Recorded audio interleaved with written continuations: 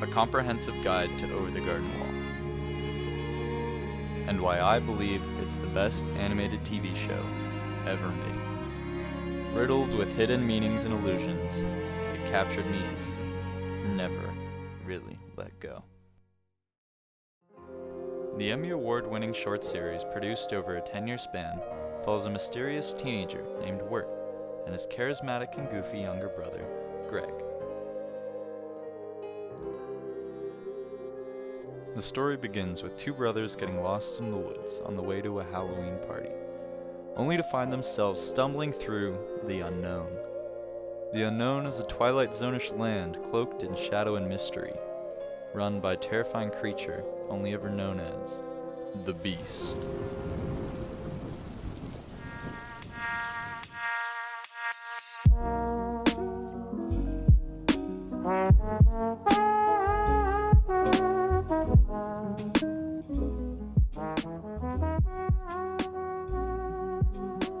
The age that we live in today has seen an astronomical rise in manufacturing and mass production.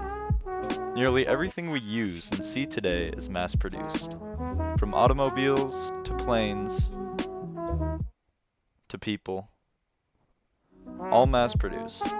So it's no wonder that sometimes even TV shows follow this path.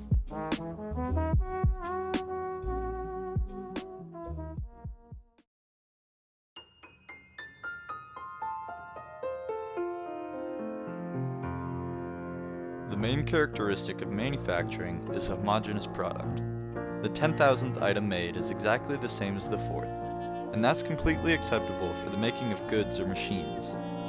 I want my car to be the same one as they designed, but when it comes to TV, I expect a little bit more. I don't want the final episode, the climactic end, to be the same episode as the first one ever made, but maybe that's just me.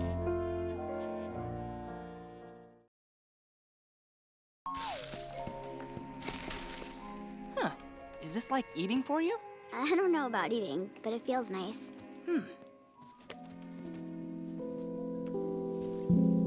I've watched nearly all the episodes from the Adventure Time series, over 180, and although I fell in love with the show, I can't say that every episode is a work of art or their highest quality product.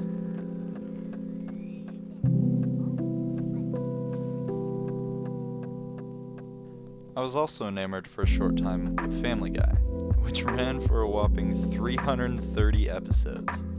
Yet soon, I realized it was creating a sort of predictable outcome, falling into the same pattern over and over again. If anything runs for that long, it's bound to get stretched and old. And that's one of the reasons why Over the Garden Wall is so amazing. Running for only 10 episodes, 10 minutes each, it really left me craving more and more. More so than anything ever had before.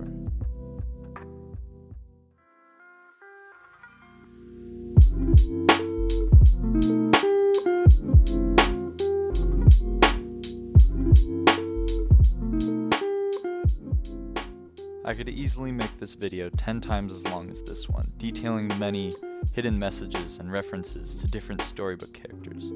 But to keep it at an appropriate time and not spoil too much, I'll only cover a few. The writer of the show, Patrick McHale, was raised in New Jersey, and the show keeps true to its roots with most of the scenery and foliage resembling that of the East Coast, along with holding on to that 1920s vibe throughout the show. This may not be a hidden meaning, but it is a subtle addition. Without giving too much away, the first real hidden meaning relates to one of the characters accompanying the brothers, Beatrice. Beatrice is most likely a reference to the Beatrice from Dante Alighieri's 14th century epic poem, The Divine Comedy. Beatrice in bluebird form guides Wirt and Greg through the perils of the unknown, much like Beatrice in Divine Comedy, who leads Dante through purgatory all the way to heaven. The second and last, much more layered meaning can be derived from certain aspects of the show that are never stated. The unknown appears to be set in some sort of alternate past with talking animals and fish that go fishing. But if we look at the dress of a character in the opening title sequence, it looks as if it's from the Regency era, which spanned about 9 years from 1811 to 1820. This by itself is pretty interesting, but combo it with the fact that the architecture in the 5th episode, Mad Love, Quincy Endicott's house, is Victorian, an era which started in 1837. This would place the time frame of the unknown somewhere in that region, most likely at the beginning of the Victorian era, a transition period for culture, and would explain why different characters have different aged clothing.